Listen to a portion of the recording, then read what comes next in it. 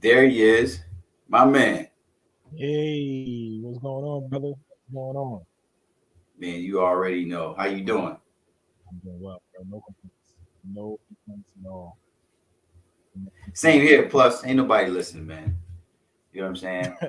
I don't There's know, no man. there's no complaining. There's only leveling up, right? Hey. That's what they say. Some very wise individuals said that a long time ago. Right, right. Hey, I meant to tell you too. Um, my brother's fitness program is called Level Up. Oh yeah, Yeah, yeah, yeah. I didn't even realize I did. It just clicked with me like a couple of days ago. I was like, ah, and so look at that. him and his partner should be on here within the next couple of weeks to talk about Nice. the fitness, the side, right, the impact of Hmm. fitness on, what I mean, your professional life and corporate trauma, right, and Yeah. which leads me to tonight's discussion, Rob. Like, we are in such uncertain times. The um the the ability to think outside the box is becoming more and more valuable because people are being faced with things that they've never seen or heard before. Hmm. Even today, with respect to President Biden, um, really encouraging people to go get vaccinated and whatnot, right? Hmm. Which is one way that the American people have been provided a way to deal with the pandemic. But then there was a little slice of diversity, equity, and inclusion. He said, "I'm also right. I'm also going to." Highly encourage or mandate testing and mask, right? So it's not just one way to do it. Um, and that kind of fits into what we want to talk about tonight, man. The ability to think outside the box has always been something that has rewarded professionals for a long time. But depending on who you are, you either celebrated for it or you could be ostracized for it. So, I was thinking about, what you thought about that piece right there, thinking outside the box. I think I kind of know where you're gonna go with it though. Nah, see. Um, the crazy thing is finding your lane, right? And finding your lane, a place that you're comfortable with, uh, the ramifications of your actions, the consequences, the good, the bad, the ups, downs, and the ugly, right? And for me, when we're thinking about the the box, these different shapes that can surround us, a big part of it is, where do you want to be? Right? I don't know if folks get that and or not from how I approach this thing, but for me, it's all about what works for the individual as you interact with other people, right? So, using the example that you brung up about President Biden, if you were only pushing vaccines, then that means the folks who are listening who don't care for it, they're going to stop listening, That's right? right. But if you talk about the value of vaccine, you talk about the value of mask, you talk about the value of being tested, you talk about the value of contact tracing. If you talk about all these different components, Right. then ultimately now you're bringing something that a lot of people can grab to and say, hey, there's something here that makes sense to me in my life. I'm open to that. And for Right. me, the one thing that I'm always saying to people, the first thing to do is just get people through the door, right? Then you can talk about all these different components. You can bring up things that might be the hot button issues. And some folks argue with me and they say, well, nah, I want to stay true to myself. I'm not telling you not to stay true to yourself. I'm telling you to make sure that you're consistently thinking about what's most important. And if finding a way for people not to die is what's most important, if finding a way for this thing to stop growing and running rampant, or at least getting worse in capacity, then the first thing to do is not let your emotions get in the way of what's most important. You know what I mean? So for me, when I'm thinking about the box or thinking outside the box, that's the one thing I'm always looking to be mindful of uh, what's most important in this whole and in this grand scheme of things. Yes. And you know what's funny? I don't hear over the last 2, 3 years, there's been a lot of movement, right, for various reasons Mm-hmm. within the corporate industrial complex around diversity, equity, and inclusion. Yeah. But then there's certain parts of the professional experience that don't get any airtime under the diversity, equity, and inclusion banner. You know what I'm saying? You know, there's Mm-hmm. so many different people out here, right? That do and live their lives in so many different ways. Um, we can't possibly pigeonhole people into thinking that there's only one way to do it. You understand what I'm saying? And even if you do think that there's only one way to do it, expose Mm-hmm. yourself to other ideas, because if you think your idea is the best one, then being exposed to another idea will help you prove that your idea is the best, right? If it's the only one Mm-hmm. out there, because nobody else has come up with anything, doesn't necessarily mean yours is the best, the most efficient. That means it's just nobody else has just tackled that idea. You know what I Mm-hmm. mean? But the diversity of thought, right, is how people learn and how people flush things out. And it's interesting that some of the tapestry out here that we see with professionals leaving their jobs and dealing with things like corporate trauma, there's usually a streamlined event. I only had this choice, right? I only felt like I could do this. I only felt like I could do that. Matter of fact, I took this um I took this professional development course one time, and it Mm-hmm. was a real case study. And they flew us down to Georgetown University, and one of the case studies was there was a great director or a department head. uh, Mm-hmm. the department head was highly productive. The people that worked under this particular leader in this department loved their jobs, loved what they did. They often went above and beyond, right? But then the company had to make some economic changes and Mm-hmm. decided to close different satellite offices, and that department was going to be now headquartered, you know what I mean, in a different part of the country. So that meant people would either have to, you know, lose their job, or they would have to move with their job, you know, to another state, to another city. And what the case study uncovered was that the leader of the department was not able to do that. And Mm-hmm. instead of allowing this department head to travel and be remote and travel, and lead the department in a non-traditional way, everybody quit. Right, they lost, all the department lost all of its productivity and Wow. all the institutional knowledge that had been gained over the years and under this person's leadership, because at the end of the day, the organization didn't want to spend $800 every 2 weeks. Right, you know what I'm saying? Now you've put in question hundreds of thousands of dollars of productivity because you didn't want to spend $800 every other week. You understand what I'm saying? Right. So it's more than, it's thinking outside the box. How can we solve this issue for the bet and do the best for the most people? Man, listen. The crazy thing is that it was something smaller than $800. I Mm-hmm. guarantee it was more about control than a lot of other things. And a lot of times we believe, hey, the money, or it was this.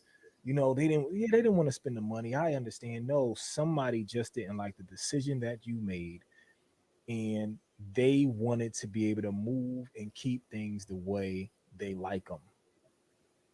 Right? That's the one thing that seems to be consistent. You can turn on any nighttime TV, whether lean left, lean right, and you realize, everybody has a certain way that they look at things, and they ride with it. And if you are anywhere on the opposite side, you are the devil. Like you are the worst thing that ever happened. And just listening to what you're saying, people will, what is it? Cut your nose off to spite your face, right? This Exactly. person could have been awesome. But what I also would say is sometimes even companies do a poor job of understanding the value of certain employees. Some employees are not cogs, they're linchpins. Right. And the idea that there's someone that's replaceable is usually where the issue comes in there. Because when you get to the right person, Right. it's more of a dominoes, or better yet, let me use a better word. It's more of a Tetris type of um situation where you move that one block and it cascades. Yeah. And you're like, Yeah. well, what happened? And then they kind of try and hide why things, oh yeah, it probably was this, it was COVID, or it was, it was somebody had a baby and they had to move. So, no, it was you, sucker. It was you. You and your pride. You You and and your your pride. pride. You Yeah, thought you man. knew it. Yeah, you You thought you knew. thought, I mean, you think you know. There's a lot of people think they know everything. bro. Listen, even the Chicago Bulls, Right. they let I'm just saying, even the Chicago Bulls let Mike know he wasn't the man everywhere. Mike said, hey, y'all need to keep Phil. They said, listen, both of y'all can leave. Right. And Right? When then you told and then told Ron Artest, we're gonna win a championship with you and forget about the other six. Are you kidding me? bro, come on. You could have kept when you really think about the arrogance of some folks, when you talk about a box, that's a box. We That's a did part. this. We Yeah. put this team together. We understand talent. We understand opportunities. We understand what people are looking for. We know how to win. Mm. They ain't win since.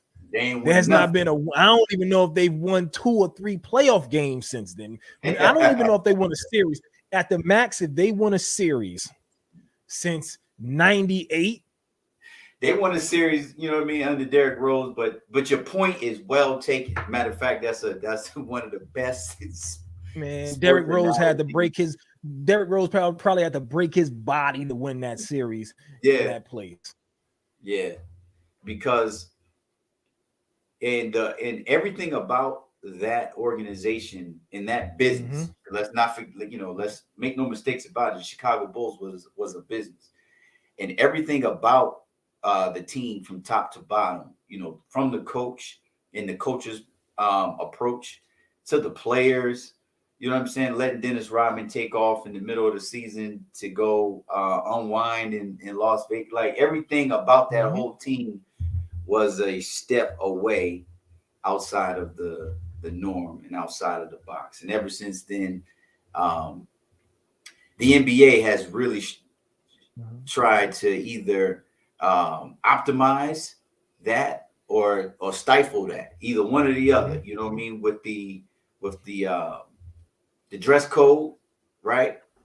Or and Mm-hmm. then now changing the rules where players can shoot 50 footers, and it be a valuable part of the game. Like these are things that are either stifling or these things are just total outside of the box. And the talent on the floor, right, is really what dictates what the box is, or like I've heard you say before, or if there is no box or no shape at all, right? And that's kind of like what we're seeing. And so that's a great segue, Rob, to introduce our wonderful guest this evening. I'm so happy that I'm not the subject matter expert of thinking outside the box. Professor Stallworth, how are you? I'm having a so and so day. I heard a friend of mine passed yesterday. Oh, So that's put a bit of a damper on my day, but otherwise hanging in. my condolences to My you condolences as well. and your friend and your friend's family. Mhm. There's a lot of that, and we don't want to take that for granted. So thank you for being so gracious to join us anyway. Thank you But for like I having was saying, Professor Stallworth or Miss Leticia Stallworth is one part entrepreneur, one part financial advisor and one part professional. So, as an educator, as somebody who teaches people how to maximize their dollar, and then also a person who is dedicated to young people through her affiliation in higher education, with teaching young people how to become entrepreneurs, is our current subject matter expert in this whole thing called thinking outside the box. Every interaction I've had with you, Professor Stallworth, is a reminder of why we shouldn't get stuck in one mindset of how to do something. And you are best known for your affiliation with Babson College and the originator and founder of the Babson Black Alumni Network, which is a very, very powerful and effective and active alumni body at one of the most important schools of higher education on the East Coast. I don't know if you knew, Rob, but Babson history was originally a place of education to teach young white men how to be CEOs of companies, and has now evolved into the number one 26 years in running entrepreneurship program in the country. And Professor Stallworth is a significant piece of that distinction because of her dedication to the Black and brown students on that campus. So welcome to the Level Up Past Corporate Trauma Podcast. Thank you for agreeing to be with us this evening. And so, like I said, thank you for having me. There's an interesting story about how I got to Babson, and it is a big part of this thinking outside of the box. I'm a bit of a quirky person. You can probably tell that about me. I often introduce myself as an acquired taste. I'm not for everybody. And I tell people I'm an extrovert, but I'm not a people person.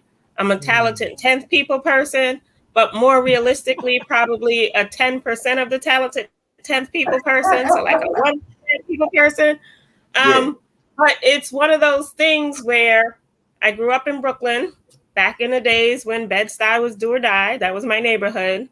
And my mom put myself and my 4 siblings through private school in Brooklyn. And single mom, her and my dad separated when I was 4. And I just wanted to figure out a way to get out of the cycle of poverty. And so I went to my godmother, who was white. I chose my own godparents at 12. And I said, I need godparents, but I need godparents who haven't been anywhere, who've been further than everybody I know. So let me go and choose these people over here. So I'm the only one of my siblings who have godparents. And my godmother said, you should go into the ABC program, A Better Chance, because she felt like I was a gifted student. And I was. I would do stuff and then I'd be like, okay, well, this is all I'm giving you. And she was my 7th grade teacher, and she would say, you're not living up to your potential. But I had the best grades in the class. And I was like, well, if my C work is better than their A work, why am I doing it? Why do I need to spend the extra time to do my A work? And she said, well, go to the A Better Chance program, but they could put you in a sleepaway school. And I was too close with my siblings. So I said, I'm not going to do that. What else you got? And she said, you should go take the test for the science schools. At the time, it was Brooklyn Tech, Bronx Science, and Stuyvesant. So I took that test and I got in, and I decided that I wanted to go to Bronx Science, which was a 2-hour commute each way. And my mom was like, absolutely not. Wow. You're not doing that. So in clear thinking outside of the box form, I forged her signature so that I could go to Bronx Science. You see her face? Yeah. So I forged her signature, and by the time look, I still had a head and a face because she worked at a bank and could not have a record. So just real talk. But thinking outside of the box. By the time she found out, it was the first day of school. And I said, I can go to school or I can be truant. And if I'm truant, the cops are coming here. And so she was like, you can go. And of course, my godparents were educators. So they convinced her that it was a good thing. But she was not happy with me. I was grounded for like 6 months. Yeah, rightfully so. Thinking outside of the box. That led to me going to Babson because my Bronx science professor junior year told me about Babson. And I had never heard of it. None of my family had been to college. I'm first gen. And so I said, well, what's a Babson? Right. And Dr. Melvin Maskin, I'll never forget, he was like, you have a mind for business, and this is a business school. They do awesome things. So literally junior year, I did an overnight, and my overnight host was like, yeah, we learn business and economics and human resources, and we run a business. I was like, you run a business, but you're a freshman. Yeah. I couldn't wrap my head around it. You are a freshman running a business. And I was like, yeah, I'm coming here. So she was like, well, what other schools are you applying to? I'm coming here. And literally my guidance counselor in high school, who I still have breakfast or lunch or dinner, whenever I'm in New York to this day, she's like, well, what other schools are you applying to? Babson. What's your reach school? Babson. What's your safety school? Babson. Why do you not understand the words that are coming out of my mouth? And so I applied, got my letter Christmas Eve, and that was that. But thinking outside the box. So I'm one of those people. I was always, creating a different shape, if you will. Wow. I was going to ask you to say a little bit about yourself to the audience, but you beat me to it. That is an awesome story. And Rob knows this. I was a resident director for the A Better Chance program in Winchester, Massachusetts for 6 years. So that's pretty funny because I know all about ABC. I don't know. Yeah, I think you might have got in and you probably would have went, but you probably would have been home your first Christmas break.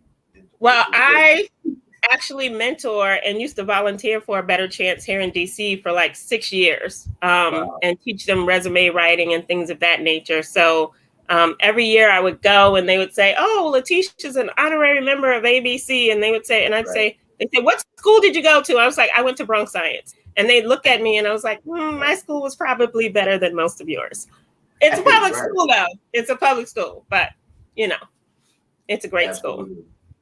So Professor Stallworth, why is it so important for thought leaders like yourself, for entrepreneurs like yourself, to get comfortable with the uncomfortable that is described as thinking outside of the box? What is that thing to operate outside those lines? Well, I'll give you the perfect example. So my first job, my only job, 22 years in, I became a financial planner with American Express Financial Planners at the time. And the company, 100 years old, clearly made for white people at a time when women weren't even allowed to have bank accounts, more or less manage money. Right. And so when I started, they said, everybody has to dial the phones 10 hours a week, 15 hours a week. And I'm from New York, so I'm a sarcastic person by nature. And I already said I'm an acquired taste. My personality doesn't translate well over the phone. So dialing strangers for 10, 20, I'm not going to be able to get clients like that. So I was able to convince my boss's boss's boss, who thankfully also was a Babson alum from 15 years before me, to let me get clients at happy hours. So everybody else is dialing the phone. Fix your face, Jamal. Come on. That's cheating. So everybody else had to dial the phone. But I'm better in person. So I said, I need to be out seeing people. I'm better in person. And so literally my first year, all of my clients came not from dialing the phone, but from being out at happy hours, meeting people in elevators. I actually got a seminar contract with a tech company meeting somebody in an elevator. But I was like, I can't do phones for 10, 15 hours a week. I can't do it. It doesn't work for me. See, and so go ahead, Professor. It's one of those things.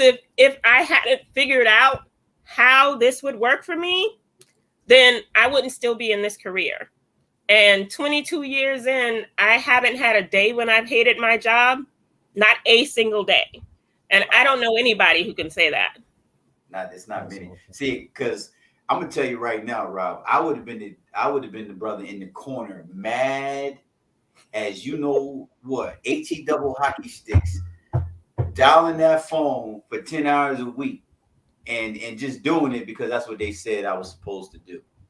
I wouldn't have, early in my career, I wouldn't have thought outside the box like that. But you would have been sitting there like, if I don't make these numbers, what's going to happen to me? Exactly. If I don't make these numbers, am I going to get fired? And so a thought leader and an innovator, they are only concerned about how do I get this done? Right. Not if, how. So if this doesn't work, what's the next thing? Let me test that out. If that doesn't work, what's next? Let me test that out.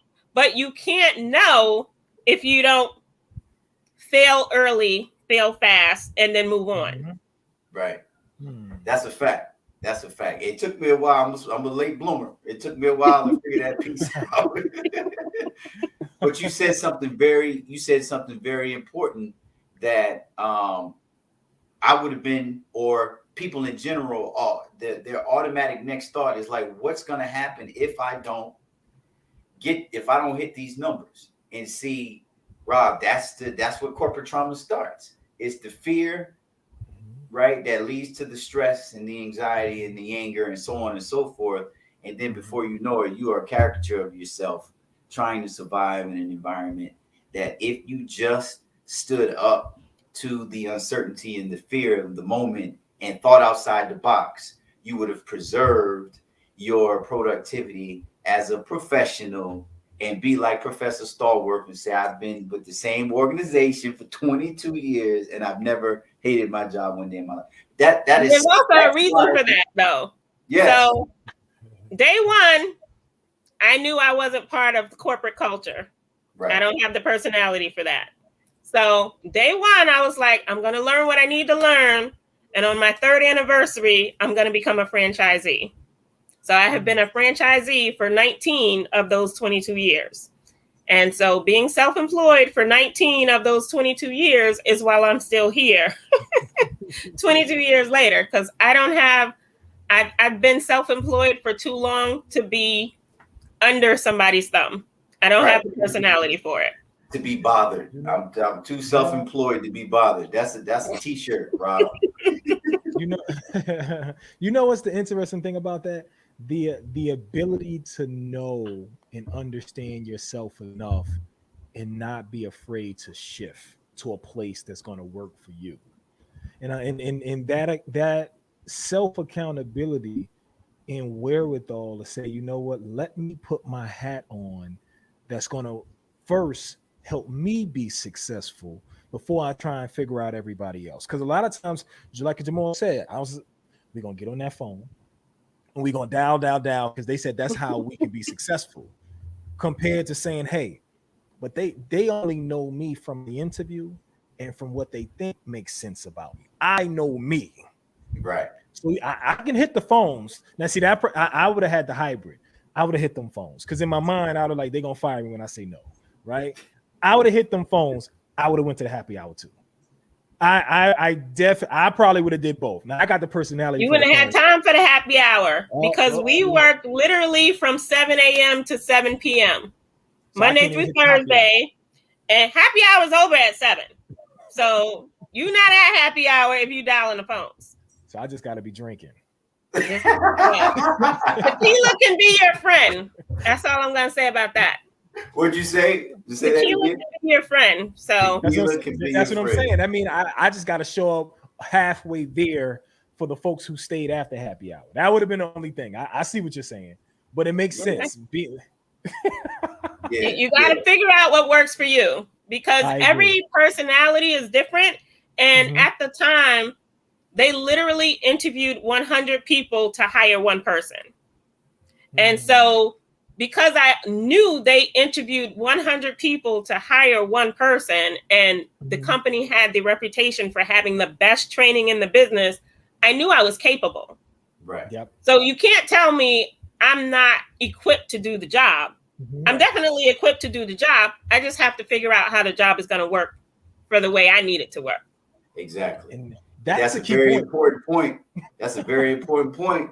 You can't take me through the hiring process and then get me up in here and tell me I'm not capable of doing the work. Right? Me and you got to work together to figure this thing out. And I don't even need us to work together. I need you to give me some wiggle room. Thank you. Right. Give me some wiggle room. Yes. So you tell me what the end result needs to be. I'm gonna get there. But you can't micromanage my way there. Right. Yeah. Because why would you hire me if you got to tell me what to do? I'm competent. So you tell me what the end result needs to be. I'm gonna get there, but you go somewhere and I'm gonna do this. So it sounds like to me, for a lot of folks who are listening, make sure that you're not leasing out your growth and your success to someone else, right? Hoping that someone else can figure it out for you. They're hoping that they can put it together for you to be able to get to that next level. A lot of times we'll do more homework on what they ask for than do homework on how we can be successful in this role our way. And that's all about leadership. That's all. Also about not being afraid of what they say or how they want it to be done. Yeah. You know, I'm not a fearful person. I don't know if y'all got that about me, but you know, when you sat up there, do or die. I already know. Listen, the best, no. The best I didn't do it. When she said she signed herself up for school, knowing her mother wasn't going to break her back because she worked at the bank, and then told her mother, she right in her mind, she laughed. I got you. She said, no. I didn't laugh. No. Don't pick up. You laugh in your mind. No. What you gonna do? No. Well, let me just say for the record, because there might be people who knew my mom. She passed away 3 years ago. God rest her soul. But my mom didn't play. My mom would literally stop a fight with people jumping another girl, and then the girls tried to jump my mom in an elevator and wound up calling the cops on my mother. So I wasn't laughing at my mom. But you did it though. You did it. I did it. And she throw hands. I heard what you just said. I want to make sure I say it exactly how the young folks will hear it. But I wasn't doing it to be disrespectful. I'm not saying you. And let me say that. I laughed, which is disrespectful. In your mind, you said I got you. In your mind, no. In my mind, I thought I am willing to make the 2-hour commute each way. Right. I am willing to make the 2-hour commute. She never had to wake me up at 5 o'clock in the morning, 6 o'clock in the morning to get on that thing. I was motivated. So I'm like, well, if I'm willing to do the work, it is literally still to this day one of the hardest schools in the country. If I'm willing to do it and make a commute, I don't understand you can't be on board. She was concerned about my safety. But again, I'm from do or die. She was from Savannah. So her upbringing was different, but I grew up in do or die. So I'm like, I got this. And the only thing I could take don't try and make it seem like I was trying to punk my mom, because that would never happen. No, that's not it. It's just the idea, like Leticia Stallworth. So, like, you know, and God bless her soul. And as I listened to you, I just thought to myself, I said, man, I could only imagine what my mother would do. My goodness, like in my mind, that's the only thing that I could process. But but you know what though? It's taking those shots that make the difference. Yeah. Right? Because fear, and I'll say it in a whole nother way, you know, fear can be the biggest barrier, and a lot of times it's put up by ourselves and those who love us the most because they don't want to see us be hurt. That's right. So that's a fact. And that's one of those things. When you're not leading, you have to get people to believe in your vision. So me, the 4 or 5 children, I was like, well, look, Two of my brothers go to school in Harlem. Mm-hmm. They go to school in Harlem. That's half the commute. That's half. I mean, granted, they left after I did. Right. I had to go a whole nother borough. But, you know, you got to make the logical explanation to sense. And she got on board. That's the important part. She got on board. Begrudgingly, You know but she did. I'll say this, and Jamal, I'll hand it back to you. Yeah. You doing that, if I just heard that story and heard nothing else, the first thing that would come to mind to me would be she's gonna do this the rest of her life, right? Because when, like you said, my mom throw hands. They call it like she's very, very thorough. Like she does what she like, and she's not afraid. And the idea that you could do that and say, "Hey, mom, this makes sense," and get her on board. I can only imagine everything else. So that means you're not afraid of a fight. At least, like at the end of the day, you're like, "Hey, I'm gonna throw my best shot. If for nothing else, I'm going to throw my shot." Look, I am not going to start a fight, but I will absolutely defend myself. Mm-hmm. So I will end it at that because I also need record. So yes. so Professor, I heard so much in that last 5 minutes. That was wonderful. That one of the best, one of the most enjoyable moments on this podcast, Rob. Right? Yeah, I agree. You know what I'm saying? So you got, and you're not an acquired taste either, because I'm getting a whole. I'm feeling this whole entire. Now maybe it's because I'm from New Jersey and it's just like what it is, but I'm feeling this whole entire thing. Right but you heard she said her mother was from Savannah, so she's on that southern Atlantic coastline where the proud Gullah and Geechee community of. I'm on the spectrum. Mm-hmm. I can turn it on and turn it off. That's all right. That's all right. So you being a self-admitted acquired taste and proven with that last story of you not being afraid to think outside the box. Can you give us some examples of some obstacles and some peculiar reactions that you've received from your approach to life in general and your professional wherewithal of thinking outside the box? What are some stuff that you've come up with? So this is great. So when I was in college at Babson, predominantly white institution, being first generation, no idea what to expect. I remember, and I was talking about this last weekend when I was on campus, I literally walked into the then president's office when he was sitting in a meeting with the vice president and said, "Why do you have such trouble attracting Black students? Why do you have such trouble?" Why are you laughing? Why do you have such trouble retaining Black students? Because literally it was like every semester, Black students would just disappear into the ethos and you never see them again. So my class came in 13. 8 of us finished. And I was just like, what is happening? What is happening?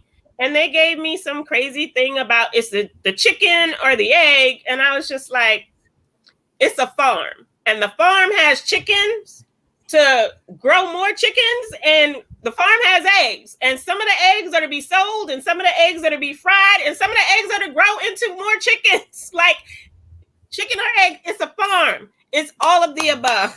Right. Why can't you attack it as all of the above? And so I said, I'm going to do you one better. I'm not going to sit here and complain. Okay. I literally walked across the campus and joined the admissions office team to help recruit students of color.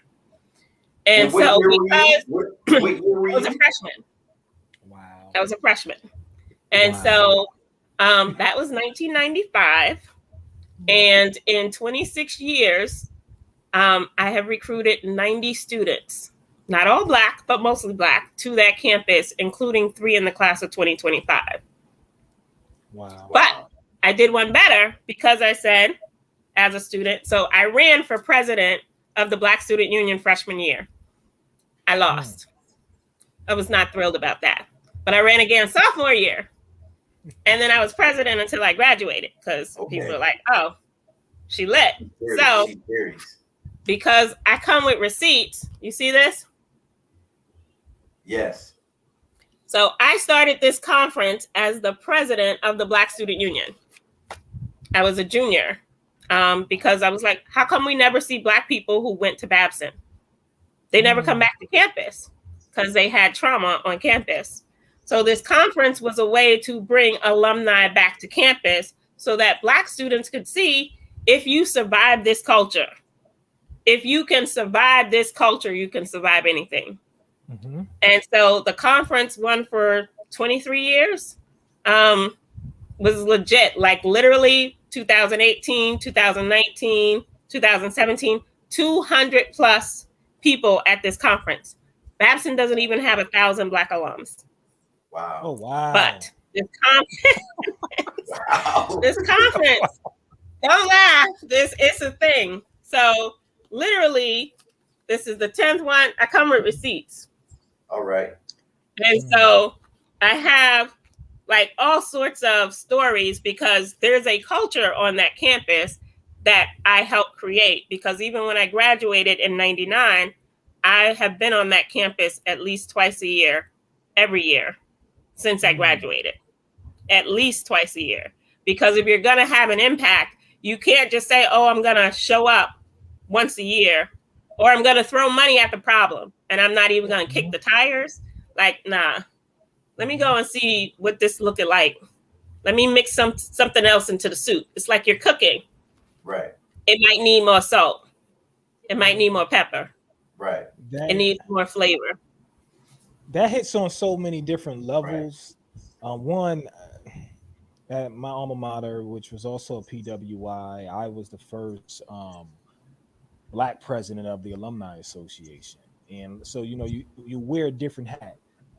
And even when you think about recruiting, when you think about working in corporate America, it's so often that folks feel like because they're smart, they could figure it out, right? Oh, well, you know what? We got our best person on, and when a person comes in and you're like, it's not that you don't look like me.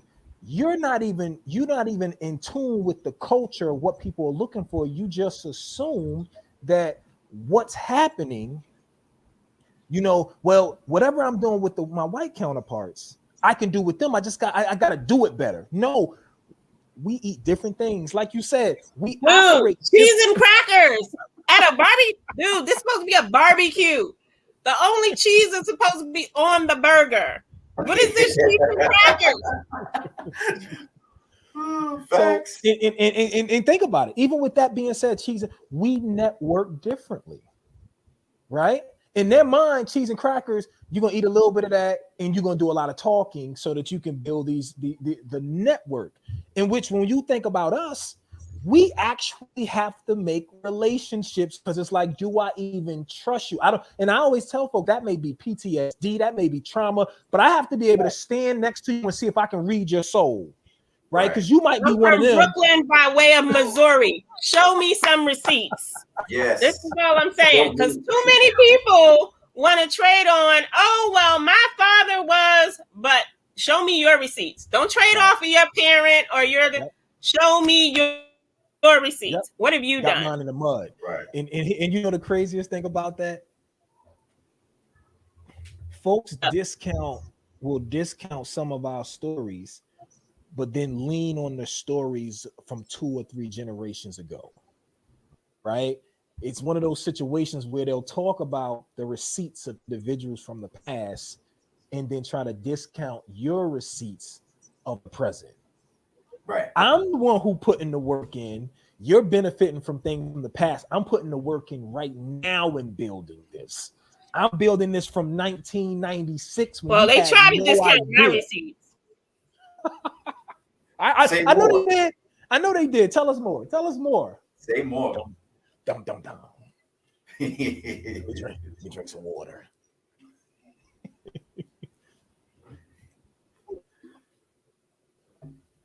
Oh, wait.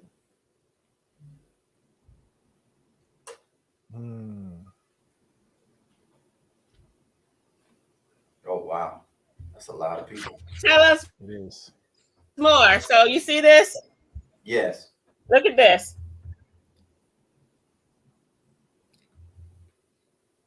So that is a whole bunch of people at one. And so that was one of those, there's going to be 200 something people. So literally in 2016, February, somebody said, we should have an association at a conference. And none of us knew that there was a Black Alumni Association previously. Like, I literally, the friend who died yesterday, she had a newsletter of the first Black Alumni Association, 1979. Wow. It didn't even last 2 years. Wow. So nobody knew I started it. By the time decided to collaborate with us, it was already 8 years old. Wow. But it already had 25% of the Black population in it. Wow. So 8 years ago, 5 years ago, you have an active group that has more reach machine at the college. Part in good faith. Oh, you're breaking up. Is it on my end? Just who yeah, Professor Stallworth, you're breaking up a little they bit. Want to know that they're we got to the we got Black to the money. Students, not the general catch-all. So they were like, okay, but if put anything in a contract, or like, I'm gonna ride with this, and I did, and so they created this thing. So they merged into our account. So in 5 years, we were able to raise over $300,000, take 50 students a year to a different city in an immersive leadership retreat, all planned and executed by us. And then unbeknownst to us, July 9th, we get an email saying, as of July 1st, there's a new Black alumni organization, and they have retitled the account we've spent 5 years running, 5 years raising money into, and gave it to the new organization. Oh. And I was like, wow. So it's a whole thing now, because now it's, potential legal drama, and it's a whole thing. But I was like, you wanted to partner with me because I had receipts. Because as Black people, we know we have to come somewhere on the fine line of being qualified enough and not being overqualified. Because if we're overqualified, they'll deny us. If we're not qualified enough, they'll deny us. But other people of other races get aspirational jobs. They get aspirational. They don't even have to have receipts that they can do it. I believe you can do it because you look a certain way, and go be with God and go do it. Great. Right. But I have to come with receipts. Right. And so I have receipts. And so because I'm not a malleable person, or as my dad would say, you don't respect authority for authority's sake. You are correct. No, I do not. You have to show me your leadership receipts. You can't just call yourself a leader. I need to see your receipts. Amen to that. So it's one of those things where people are like, oh, well, Leticia, if you do this, then you're competing with them and you're dividing the community. No, I have access to 80% of the community, and they're active within my organization. They just created a new organization, so they have decided to compete with us. That's correct. So like, let's reframe the truth, because I'm not doing alternate facts today or any day. We were here first. We were created for us to benefit us, and you can frame it any way you want. But the fact remains, we have been an organization since 2008. Theirs just started in July. And because you already are an organization, you either have to give it up, right? You either have to give it to them, or they gotta watch, or they gotta watch you do what they know they cannot do. What they really want you to do is lay it down, move it over, and then help them until they don't need you. We know how So this 2 works. years ago, they actually had their lawyer send me an email saying that the school owned the organization I created. So I had to send an email back to the lawyer saying, actually, I created this in 2008. There's a paper trail, there's an electronic trail. And you have had the benefit of trading off my relationships for 20 plus years. So you don't own it because I didn't give it to you, and there's no transaction of a sale. And by the way, you can't own Black people. And so my lawyer, when this hit the fan, was like, you probably shouldn't have said that last part. Nah. And I was like, I shouldn't have had to say the last part. Exactly. But I felt like I had to say the last part. Right. She's my favorite person. Hey, She's listen, my favorite but person. you know, she Hey, speaks bro. my inner me. That's my inner me. Oh my goodness. It need to be your out of you. You gotta give us the quote, Rob. What you say? You don't own me, sucker. You don't own me, sucker. You don't own me, sucker. So then they went the extra mile. So last week I was literally on campus. Monday I got an email. I didn't open it, but I could see it was from a law office. So I was like, oh, I guess they're having me served. But Wednesday I was on a plane up to campus. So I was on campus until Tuesday of this week. I get home and I see that they actually did have me served. And so somebody was like, oh, so you've been served? And I was like, well, no, because you need to actually sign for it. And they're like, well, when are you going to get served? I'm like, I'm not voluntarily getting served. What kind of nonsense is that? Who does that? I was like, yeah, they're going to have to find me. So good luck. Listen, when you were first sharing that whole part of the story, they must have been hitting this line. Because I tell you no lie. Yeah. Through the first part of your story, it was cha cha cha cha cha cha cha cha cha cha cha, and then when you got to like the last half, it said, and yeah, and they're not gonna be able to do. I said, what in the world? So they might have found you in some way or another. Because when you was outlining, and the last 3 days, they've been hitting me up a lot. I literally got 3 solicitations today, 2 via email asking me to donate to the college. And then a student called me asking me for money. And I was like, yeah, I have to pay lawyers to defend my creation against the college. So I won't be giving anytime soon. Wow. The best place and to you know, what stands out to me is that individuals, right?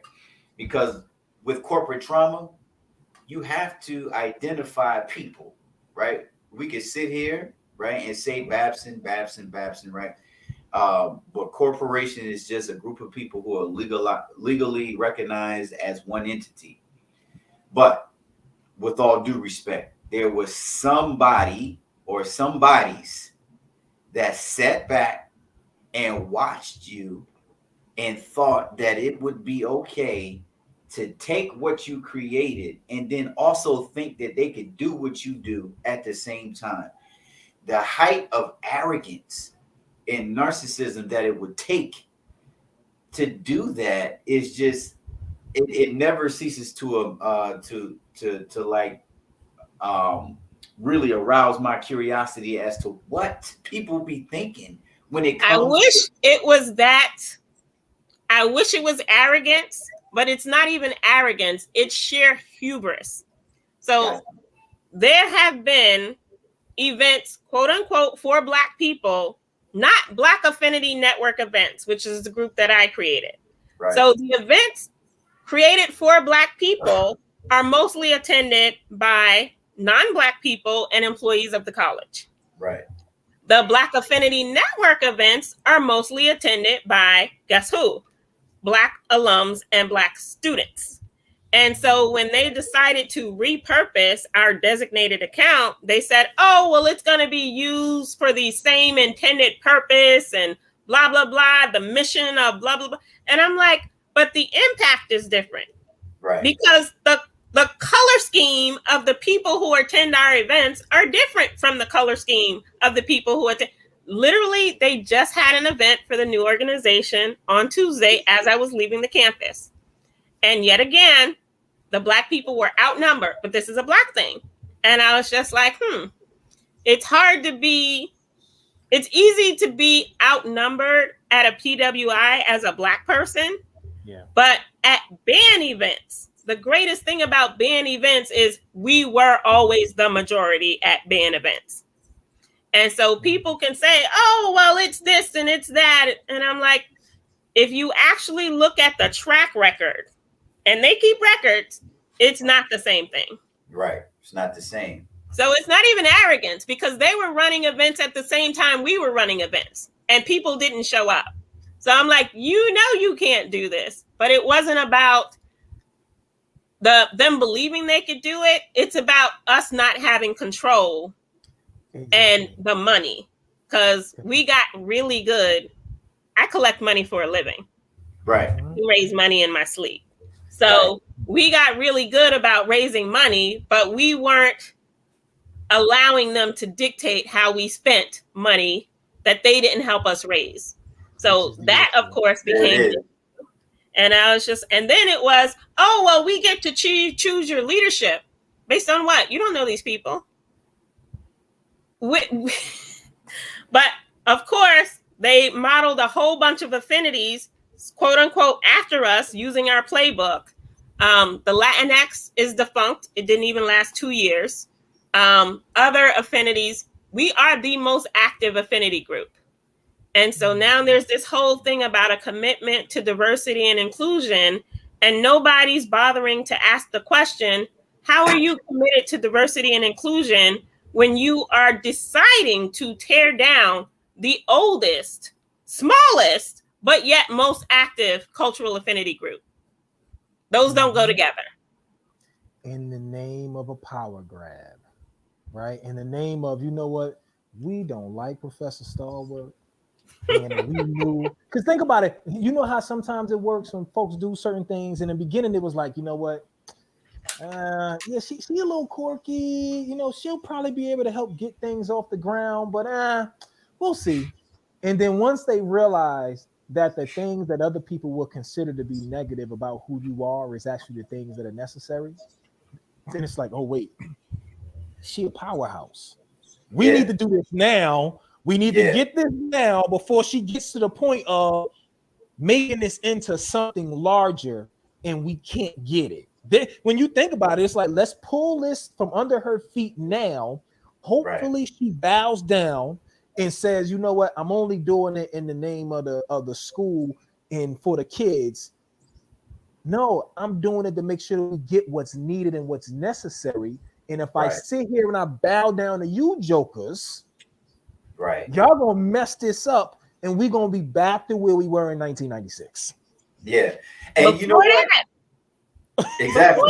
1996. Correct. 1979, because you had a Black Alumni Association. Right. That lasted 2 years. Correct. 2 years.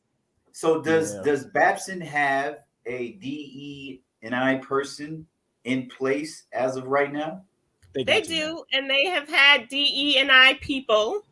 But, you know, it's one of those things that you look at DEI positions all over the country and you wonder, you say, okay, well, is it a person or is it an office? Yes. Mm-hmm. Does this person have support? Does this person have staff? Does this person have money? A budget. Mm-hmm. Does this person have resources?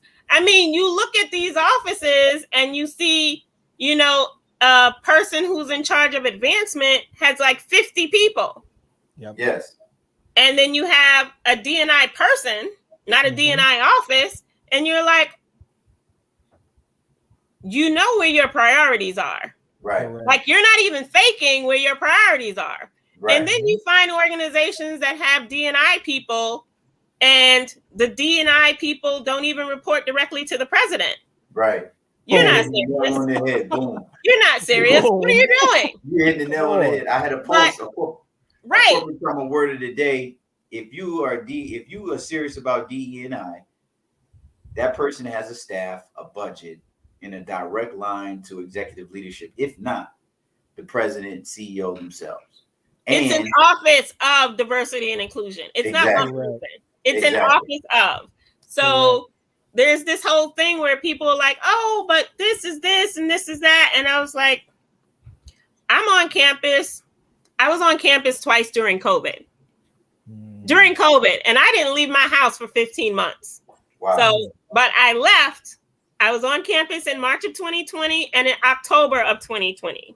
Right. Wow. And the October of 2020 was because the students that I regularly speak to had stopped answering their phones, like all of them. And I was like, okay, we had a situation back in 2016, some bias incidents after 45. And I was like, let me go and check on them. I literally got on a plane and flew to campus. Wow. And knocked on the door and was like, y'all good? Y'all good? And stayed for a couple of days. They had a Black Lives Matter protest on campus. I stayed for that. And then I hightailed it out of there. But to be committed to the point where literally I still get my groceries from Amazon. Right now, still haven't been in the grocery store.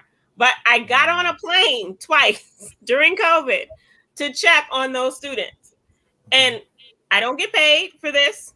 Every time I go there, I drop at least $1,000. Flight, somewhere to stay, gotta eat, gotta have a car, like at least $1,000. Right. But none of that counted as a gift receipt. That's just my money. Right. And then people want to tell me about my commitment. You don't know my commitment. I know my commitment isn't the commitment of people who actually get paid to do that job. Well, commitment is one thing, but it's clear to me, I don't know about you, Rob, that Professor Stallworth, you love what you're doing. This comes from a very real place. And like I always say, people will not see you in your professional aspirations if what you're doing doesn't come from a very real place. And so we could toss around the word commitment because it's corporate, but at the end of the day, you love it. This is why you're effective, and that's why what you do will not be duplicated. Because you gotta love it to be able to do that.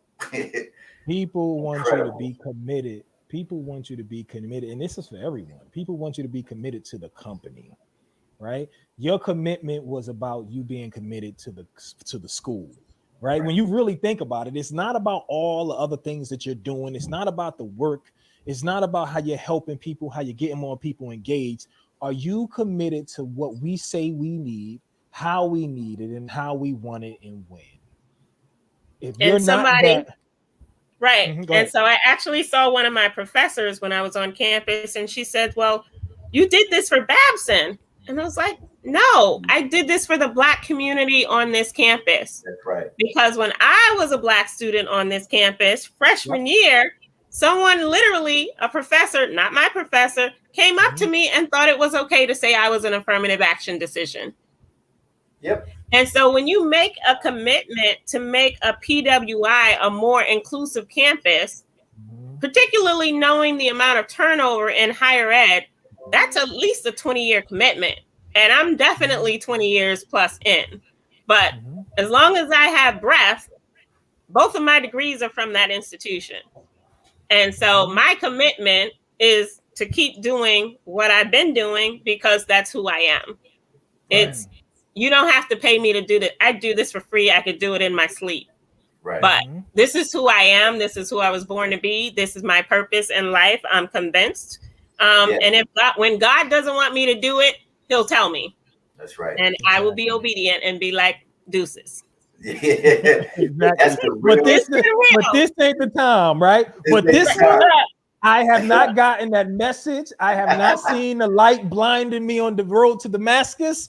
I have not gotten it. So the idea that anybody could send me anything to tell me to stop doing this work so I can put it in your hands is nonsense.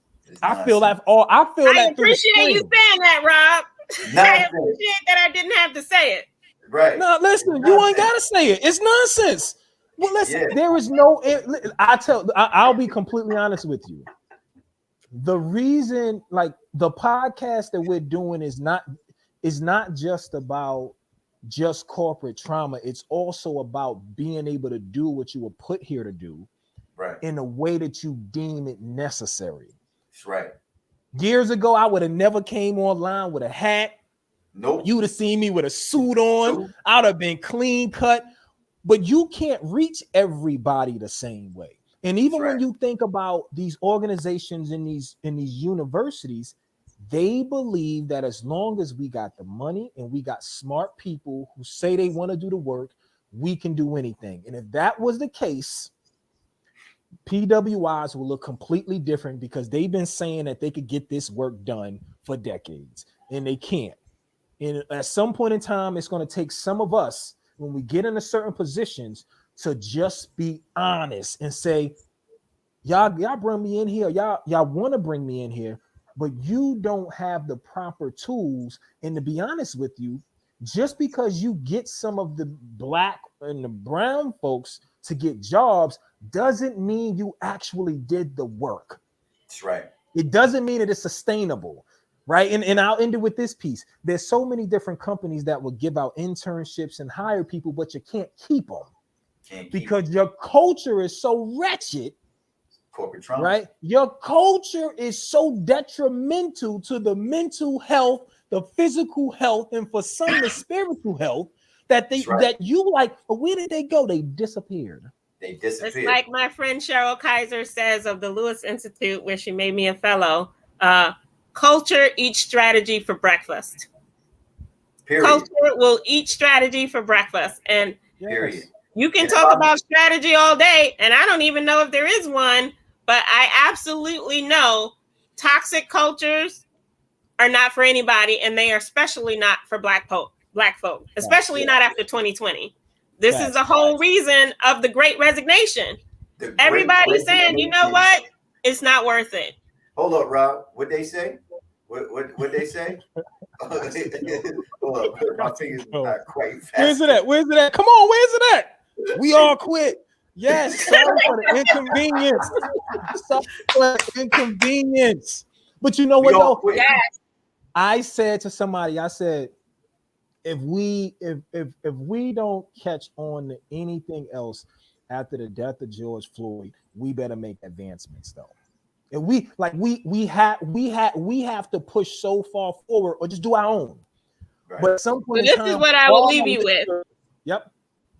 I use this thing with my clients. It's interactive, and Jamal, you know about this. It's think to perform. It's so that you can get your vision and your priorities clear. And I know mine are, family, meaningful work, justice, autonomy, and spirituality. Those are my 5.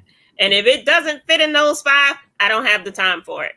Because we all have the same amount. I don't know if I'm going to be here tomorrow, but my time is being spent on those 5 things. And so the other thing that saved me early was the buckets. Bucket 1, things I can control and influence. Right. Bucket 2, things I can influence but not control. And bucket 3, things that are none of my business because I can't influence them and I can't control them. And the thing that stresses people out is they're so busy in bucket 3 where they can't control or influence things. Mind your business. Stay in bucket 1. Maybe you dabble in bucket 2 20% of the times, but 80% of your time needs to be in bucket 1. Bucket 3 is none of your business. None. And so the last thing I did early, and I tell students that I mentor this all the time, is I carve out 5 hours a week me time. So usually Tuesdays after 5 o'clock, you can't get me. I'm taking myself to dinner. I'm taking myself to a movie. All my phones are off. Don't call me Tuesday after 5 o'clock. Tuesday after 5 o'clock, I'm done. Wednesday, you can get me. And I only sleep 5 hours a night. So I'm pretty available to people, but that time is sacred to me. And people are like, well, what about Tuesday? No, you can't have Tuesday. Tuesday is my time. Period. You got to keep your sanity and do the things that fill you up. And Tuesdays at 5 o'clock, that's the time that I need to replenish me so that I can pour back out into the ethos. Yes. Yes. Awesome. And what a wonderful job you're doing. You're doing of that. You are a real definition of a patriot, someone who's willing to speak truth to power, into institutions that you have love for, but are not willing to allow these same institutions to do harm by the very customer base, like Rob always says, that they claim to be serving. And nobody better to speak life into that situation than someone who used to sit in the seat of the same people that you are now serving. Man, we need you. We need people like you, Professor Stallworth, on the front lines with your fearlessness and then your wonderful example of how to level up from corporate trauma. This has Well, been I wonderful. did start a nonprofit called Connected Affinity Networks, and it is to help organizations that are actually committed to equity and inclusion recruit, retain, and re-engage Black talent. So if you're interested and you're committed, I'm going to check your receipts because I don't have time to waste. I have a full-time job, and this is a second full-time job. But if corporations are committed, then they can ask for information at connectedaffinitynetworks.com. Right, and you let us know if there's anything that we could do to help you with that because that is so needed. Yes. And I mean, you answered my last question, which was, what advice would you give?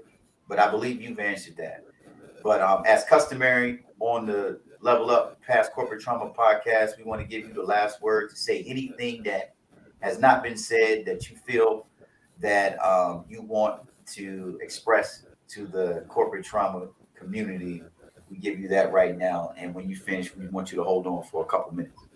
Okay. Well, I think part of the issue of corporate trauma is too many people got used to code switching. And I need people to actually get used to showing up as their authentic selves. And so I have never been a code switcher. You can probably tell that about me. I literally used to rollerblade through campus. And people used to say, is that Black chick rollerblade? Yes, I was rollerblading through campus because I was being my authentic self. And I don't go and I don't frequent places where I'm not allowed to be my authentic self. And someone says, well, you could do the, I'm the same person with my family, with my clients, and people like, but your mouth. Yeah, my clients are aware of my mouth and they pay me to still tell them what to do because they're aware that it's real talk, no chaser. And as my nephew sometimes say, well, sometimes they need a tequila chaser after you finish talking. That might be true, but they know it up front because I introduce myself. I'm an acquired taste. You don't have to acquire it. I'm okay with it.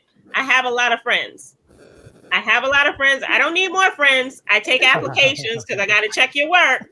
But it's one of those things, iron sharpens iron. And if you're hanging around a whole bunch of, code switchers, you might start to see things seep into your work product and the way people treat you. And one of the last things I say is you need relationships and you should focus on the relationships that pour into you. I'm a giver. You might not be able to tell that I'm a giver, but I am actually a giver. And a lot of people take advantage of that. And so I have to say, no, I can't. No, this doesn't work for me. No, I don't believe in your process. I don't believe in your strategy. I don't believe you're serious. I don't believe you're committed. No is a full sentence. It does not need an explanation. No means no. That's it. That's all I have to say. We good, Rob? We good, Jamal? So good. I don't have nothing. I'm scared to ask you anything else. Wonderful, Professor Stallworth. Wonderful. Thank you so much. Rob, wait, look, I feel like our receipts have been checked and we passed the sniff test, Rob. We are legitimately official right now. I might need bail money later, so y'all official. So yeah. Put us on the short list. Just call me last. Because the way your bank account work, is that what it is? Yeah, Listen, I got to make sure I pull it together. You just call me last. I have it. Listen, that's awesome. Well, we're going to land this plane. Professor Stallworth, please stand by. Oh my. Oh my. You know what's the interesting Now, thing about this? Go ahead. Go ahead, brother. Go ahead, brother. I was expecting some things, right? But I wasn't expecting all of that. See, That was wonderful, that man. that was that was um that was very necessary. Yes. And the reason I say that, she hit on so many points that I believe in, and even with doing some of the work that she does, and even that piece when she talks about the code switching part. And I know when we first started this joint, I said, "Yo, the idea of code switching, we got to kill." I said, "I know it used to make sense, and we had past generations tell us, and we used to talk about it more than a decade ago with the students we were mentoring." But I said, man, if we ain't lead folks down the wrong path. Because ultimately, when you think about it, the idea that I got to switch up who I am to make you feel comfortable so that I could fit in and hopefully move. Well, who wants to do that big? That's a prison sentence. And that's why I'm happy that she ended it there, and she talked about that idea and that thought, because I hope that folks who are listening really dial into that piece, because other people don't have the code switch. Right. They start to understand the culture, so they understand how they might want to move to get certain things done. But the idea you got to leave everything home, you can't even act like you can't even be who you grown up to be as a person from Brooklyn, as a person from Jersey, as a person, from Georgia. Like, you can't even, those characteristics can't come out. And that piece, that, so when I say she hit home with that, that's why I had to get up and do a little bow. Yeah. I said, man, she hit it on the head, man. She hit it on the head. I Yeah. appreciate it for that. Man, this episode is going to rollerblade through people's lives like she did on Baptist campus a few years ago. Mm-hmm. And you made a great point, man. Code switching is really about communication. How can I adjust my communication style so that you understand where I'm coming from? But people have taken that too far. Correct. You know what I'm saying? And Yep. now I won't even allow you to adjust so that you feel comfortable communicating with me and I Mm-hmm. understand where you're coming from. Mm-hmm. No, I need you to completely submit to Perfect a word. way of performing that Very makes good. me feel comfortable, and then Awesome. underhandedly makes me feel um, like you're somebody that I can trust because you totally submitted Mm-hmm. Oh, yourself man, when you say it to like that, to that make it be. even worse. Yeah, because now you making me Performance totally submission. submit yourself, right, to make yourself fit in. She said her mother was from Savannah. Did you know? And I had to fact check this, Mm-hmm. but Savannah is the reason it is started the hat turned backwards, because that's what black men used to have to do to be able to, if you was ever talking to or had to address a white counterpart and you had a hat on, you had to turn it backwards out of respect. Wow. So Wow. it's interesting that that she said her mom was from the beautiful That's city cool. of Savannah. But look, Rob, man, great job. Yeah, you And too. You too. Great work. man, this was great. But It really was. I didn't know what this to was great. expect. I like just showing up, and I'm like, ooh, this is, and I don't know what's going on, and then bam, every week we get hit by awesome people, and in a different way many times. So that's the best part about it, and I really do pray that people take the time to dial in and listen, because there's a lot of gems being dropped, a lot of things that people can take and really put to different parts of their life, not just the work part. Yeah, and people are like Professor Stallworth, who's never been in a shell. People are Mm, starting to come out of their shell to correct. make their um, their presence be felt. And this is Hmm. the time to do it. Because remember, y'all, corporate trauma is a sneaky passive trauma that'll creep up on you. And when it does, Hmm. It's time to level up. till we see y'all again next week, pray everybody Peace. stays safe, stays sound in these uncertain times. And we'll see y'all next week, Thursday, 7 p.m., as we go live again. All Peace. right. Peace.